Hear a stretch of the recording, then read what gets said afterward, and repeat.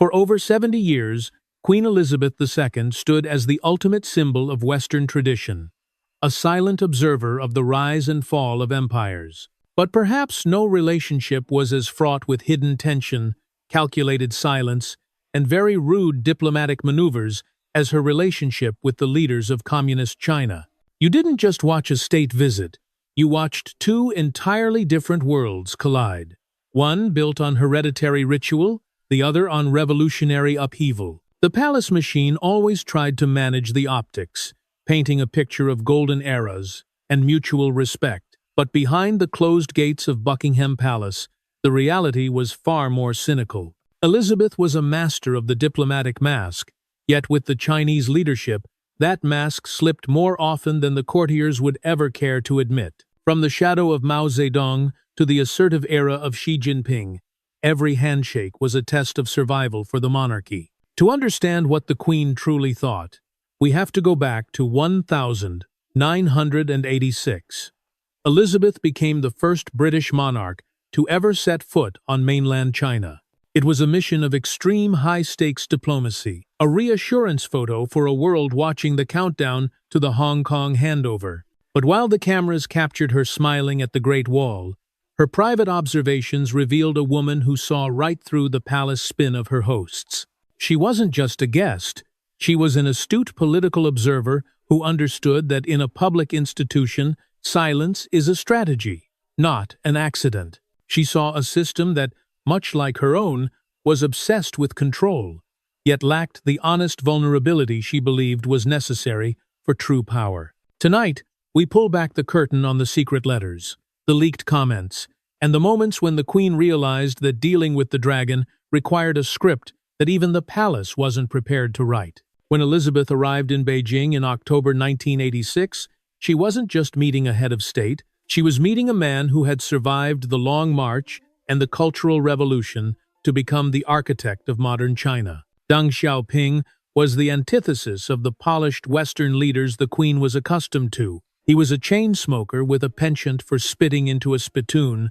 during formal meetings, a stark breach of the royal protocol that usually defined Elizabeth's life. The palace managed the optics of this visit with extreme care, presenting it as a historic bridge-building exercise. But for Elizabeth, who valued discretion and tradition above all else, Deng represented a world that was heavy-going and fundamentally alien to the sensibilities of the British crown. Behind the scenes, the Queen's entourage was horrified by the informality and perceived roughness of the Chinese leadership. Yet, in the presence of Deng, Elizabeth maintained a diplomatic mask of cool politeness, hiding her true thoughts about a system that prioritized revolutionary pragmatism over institutional dignity. The tension reached a tipping point not with the Queen herself, but through the unfiltered observations of Prince Philip. It was during this trip that the Duke of Edinburgh made his infamous, slitty-eyed remark to a group of British students, a comment that tore through the palace spin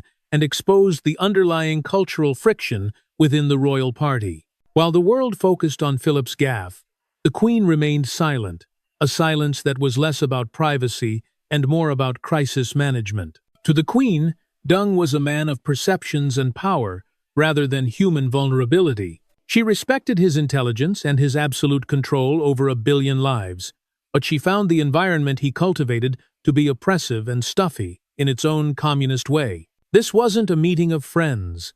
It was a cold, calculated transaction between two leaders who knew that the future of Hong Kong rested on their ability to tolerate one another's existence. Deng wanted the prestige of a royal visit.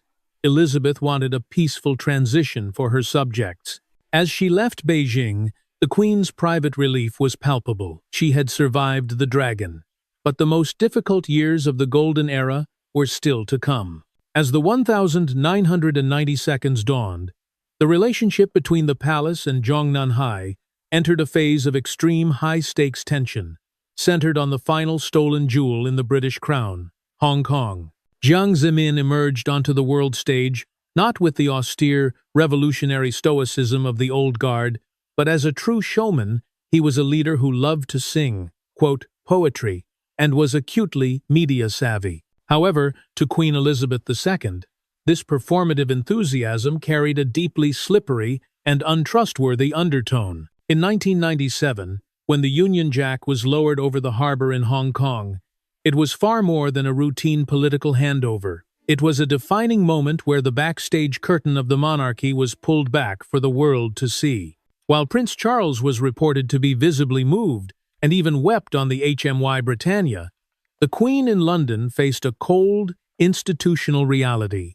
A system she had spent her life protecting was losing its grip on the global narrative. Elizabeth saw in Jiang Zemin a leader who sought not just to reclaim territory, but to systematically overshadow and humiliate the very dignity of the British monarchy. The true peak of this institutional rift occurred during Jiang Zemin's state visit to London in 1999. Unlike the warm, personal welcomes she had reserved for American presidents like Reagan or Eisenhower, Jiang's presence was managed with an ice-cold, clinical precision. The Queen, a lifelong master of perception management, executed a series of sharp, subtle pushbacks throughout the visit. She maintained an absolute diplomatic distance, offering none of the humanizing personal touches that signaled genuine connection. The secret behind this coldness lay in Elizabeth's assessment that Jiang Zemin was too eager to please, while simultaneously being ready to trample on the ancient rules of privacy and institutional dignity that she held sacred. To her, Jiang's outward noise and showmanship were mere information management tactics rather than signs of true sincerity. The 1999 visit was overshadowed by massive protests, and in the heavy stillness of the palace, the Queen recognized that the great clock of the empire had officially taken a turn towards a more fragile future. Jiang Zemin may have secured a geopolitical victory, but in the Queen's eyes, he was a leader who would never earn the true respect of the palace machine. As the world moved into the new millennium, the golden era of UK-China relations was being whispered about in the halls of Westminster. But the man at the helm of the dragon was a complete enigma to the House of Windsor. Enter Hu Jintao. If Jiang Zemin was a showman who sought the spotlight, Hu Jintao was the technocrat in a suit, a leader so controlled, so devoid of visible emotion, that he became a unique challenge to Queen Elizabeth's lifelong ability to read her guests. The 2005 state visit to London was a masterclass in rigid, unyielding formality. For a queen who had shared scones with Eisenhower and genuine laughter with Reagan, Hu Jintao presented a wall of impenetrable bureaucracy. In the private corridors of Buckingham Palace, the whispers among the Queen's inner circle often described the Chinese delegation under Hu as robotic. Every move was choreographed, every response pre-scripted by a committee in Zhongnanhai. There was no room for the human vulnerability or the spontaneous wit that the Queen often used to break the diplomatic ice. To Elizabeth, Hu was the embodiment of the new China, efficient, silent, and formidable, but fundamentally lacking in the personal chemistry that made the grueling demands of international diplomacy bearable. The visit was, as usual, plagued by loud protests over Tibet and human rights on the streets of London. But inside the palace, the real crisis was the sheer exhaustion of maintaining a narrative with a man who refused to deviate even an inch from the party line. The Queen privately found him stiff and uncomfortably formal, even by the exacting standards of a monarchy that lived and breathed protocol. The secret of this era was that the palace machine felt they were hosting a system, not a person. Hu Jintao was a cog in a massive, rising machine, and Elizabeth, who had spent decades observing the loneliness of command in world leaders, realized that in Hu's world, the individual had been entirely suppressed for the sake of the collective state. While the 2005 visit was hailed as a success in terms of trade and palace spin, in the Queen's private diary of impressions, Hu Jintao remained a shadow. He was a leader who was physically present at the state banquet, but emotionally absent, a symbol of a rising power that the British crown could respect for its sheer scale, but could never truly understand on a human level. By 2015, the political landscape had shifted. The UK government, led by David Cameron, was desperate for a golden era of trade, and they were willing to roll out the most lavish red carpet in the history of the House of Windsor to get it. Enter Xi Jinping. Unlike his predecessors, Xi arrived in London not just as a president, but as a leader with an aura of absolute, centralized power, a modern-day emperor. To the public, the visit was a spectacle of gilded carriages and state banquets. But behind the scenes, the palace machine was facing a logistical and diplomatic nightmare that would eventually lead to the most famous slip of the mask in the Queen's 70-year reign. Elizabeth, always the master of the long game, observed a Chinese delegation that was assertive, demanding, and according to later leaks, incredibly difficult to manage. The Golden Era was the government's narrative, but for the Queen, it was a grueling test of her legendary patience. The secret of this visit wasn't just in the trade deals. It was in the behavior of the officials surrounding Xi. They reportedly tried to bring their own security into the Queen's private quarters and dictated terms that bypassed centuries of British protocol. Elizabeth, who saw the monarchy as a sacred trust, found this disregard for the way things are done to be an affront not just to her, but to the institution itself. The true deciphering of her feelings came a year later, in 2016, at a Buckingham Palace garden party. In a rare hot mic moment that sent shockwaves through international diplomacy, the Queen was recorded describing the Chinese officials as very rude. It was a moment of shocking honesty from a woman who had spent decades being the ultimate vault of secrets. When she was told about the difficulties the London police commander had faced during the visit, her response, "They were very rude to the ambassador," revealed a deep-seated frustration. To Elizabeth, Xi Jinping's era represented a shift from the impenetrable technocrats to an era of assertive arrogance. She saw a leadership that no longer felt the need to play by the old rules of mutual respect. While the cameras showed her clinking glasses with Xi, her private reality was one of navigating a delegation that treated the British crown as a mere prop in their own story of global dominance. This was the moment the world realized that even the most polished diplomatic mask has its breaking point. In the Queen's eyes, the Golden Era was tarnished by a lack of basic human decency, a quality she valued above all else in the leaders she chose to call friends. If you want to know what Queen Elizabeth truly thought of the Chinese leadership, you don't look at the official transcripts, you look at her face. In the world of physiognomy, the study of facial features as a map of character, Elizabeth was a closed book, but with the Chinese presidents, the pages began to curl. During the 2015 state banquet with Xi Jinping, if you look closely at the archival footage, you'll see a version of the Queen that is rarely seen with Western leaders. Her smile is fixed, a professional mask that doesn't reach her eyes. There is a visible tension in her jaw, a physical manifestation of the institutional exhaustion she felt when dealing with a regime that demanded total control of every narrative. In the palace, they have a name for this, the frozen smile. It was a signal to her courtiers that she was merely tolerating the situation. When we look at the humanizing signs of aging, Elizabeth usually embraced them with grace. But in the presence of the rigid Chinese technocrats, her posture became even more upright, more defensive.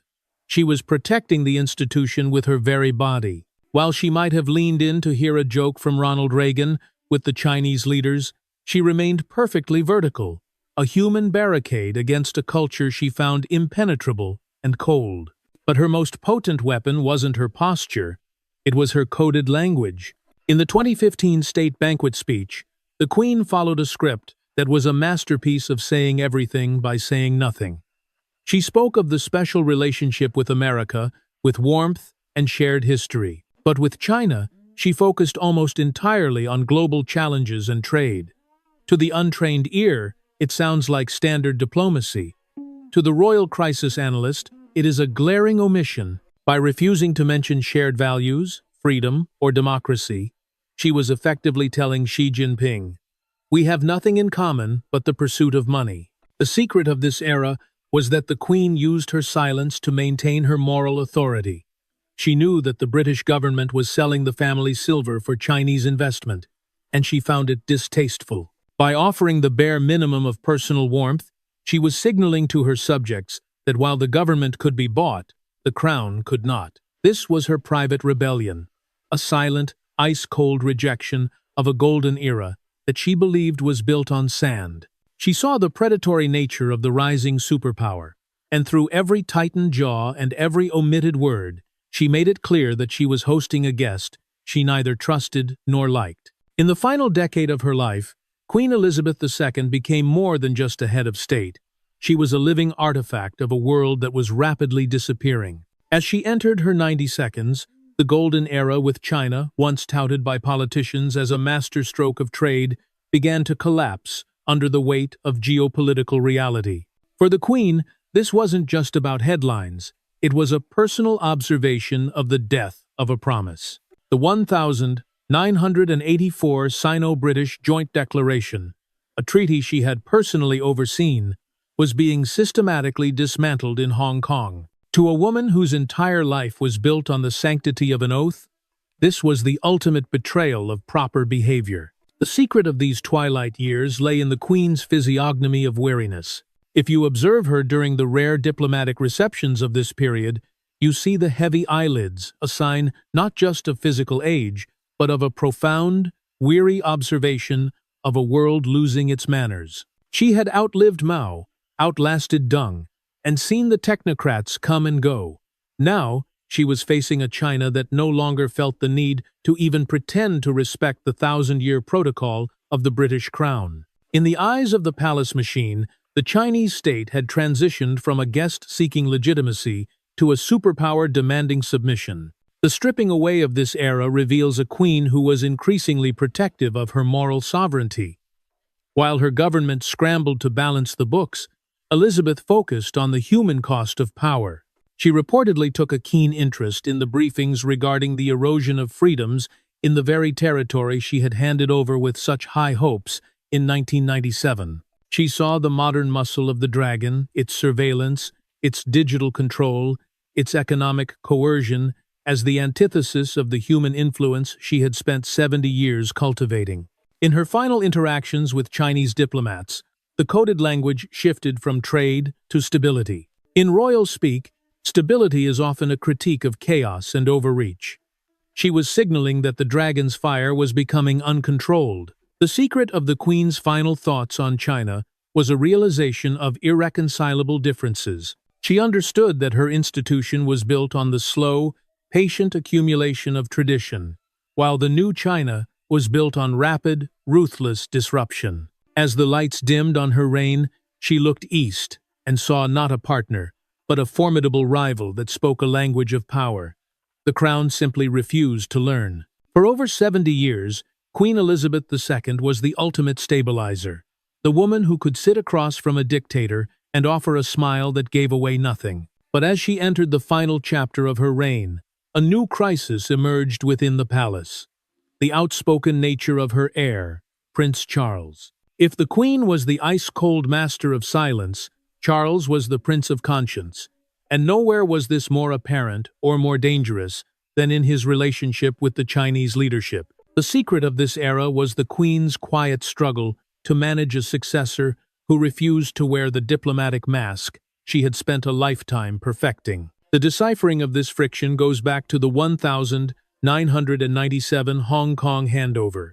While the Queen remained publicly stoic, Charles's private journals, later leaked to the press, revealed a man who was horrified by the spectacle. He famously described the Chinese officials as appalling old waxworks, a comment that stripped away the palace spin and exposed the visceral distaste the future king felt for the communist regime. To Elizabeth, such comments were a breach of the neutrality that sustained the monarchy. But to Charles, it was a matter of moral necessity. He saw the dragon not as a trade partner, but as an existential threat to the values the crown was supposed to represent. This internal palace conflict reached a boiling point during the 2015 state visit of Xi Jinping. In a move that sent shockwaves through the diplomatic corridors of Whitehall, Charles notably boycotted the grand state banquet at Buckingham Palace. While the Queen sat next to Xi, clinking glasses and maintaining the ancient ritual, her son was conspicuously absent. The secret behind this move was a calculated moral boycott. Charles refused to break bread with a leader he associated with the suppression of Tibet and the erosion of human rights.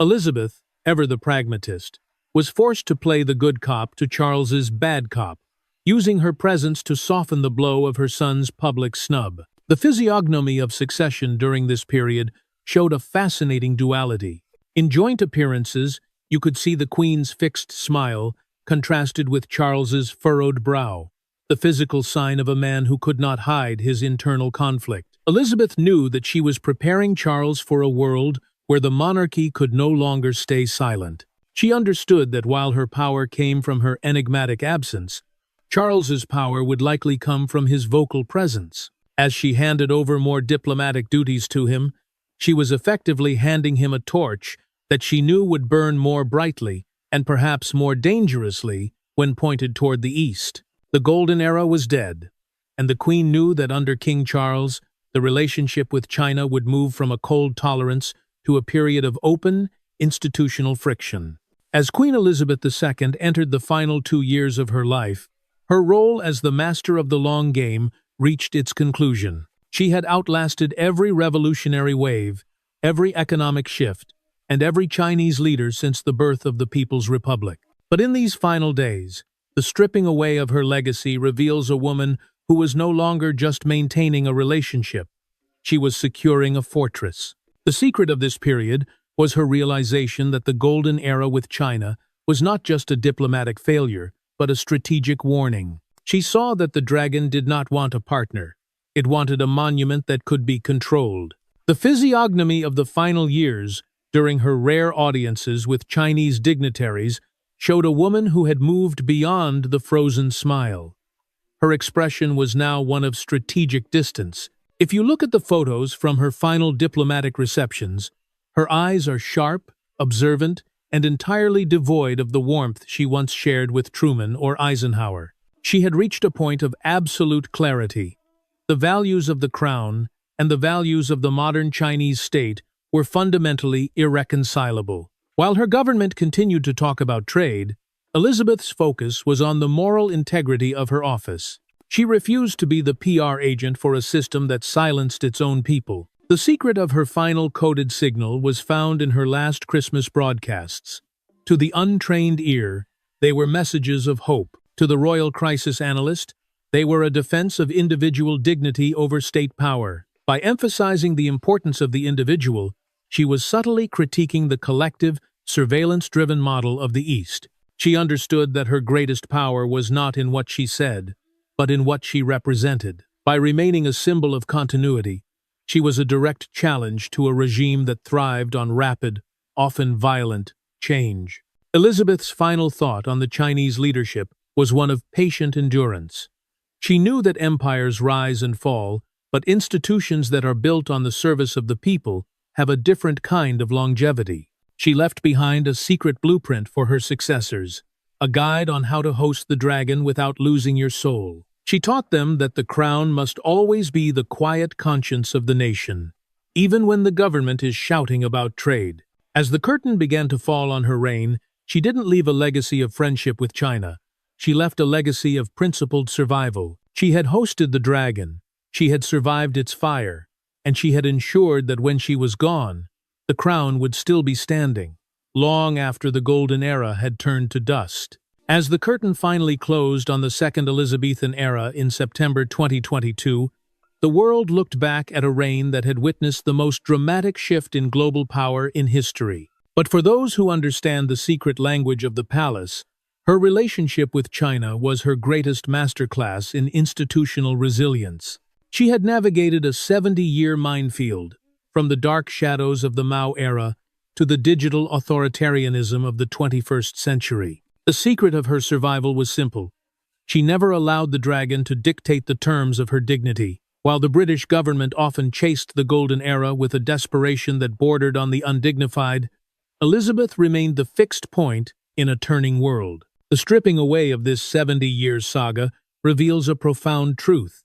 The Queen's fixed smile and her very rude comments were not accidents, they were diplomatic weapons. She understood that in the face of raw, overwhelming power, the most potent defense is absolute protocol. By refusing to deviate from the ancient rituals of the crown, she forced every Chinese leader from the spitting Deng Xiaoping to the assertive Xi Jinping to play on her turf. She taught the world that the human influence of a thousand-year institution is far harder to dismantle than a trade deal or a political alliance. The physiognomy of her final assessment was written in the silence of her last days. She saw a China that had gained the world but, in her eyes, had lost its moral compass. She viewed the rise of the East not with fear, but with a weary, historical detachment. She knew that power without proper behavior is inherently unstable. Her final lesson to the world, and to her successor, King Charles III, was that the crown must always be the guardian of the unspoken. Even when the cameras are flashing and the billions are being signed away, there must be one person in the room who represents the quiet conscience of history. Elizabeth's true thought on the Chinese leadership was that they were guests of history. While she was its host, she outlasted them all by remaining authentically, stubbornly, herself. As we conclude this investigation, the legacy is clear. The dragon may have the muscle, the money, and the technology, but the crown still holds the moral sovereignty. The queen survived the dragon, not by fighting fire with fire, but by remaining a cool, impenetrable fortress of tradition. In the end, her silence was the loudest statement of all, a 70-year rejection of any power that seeks to treat the human spirit as a mere tool of the state.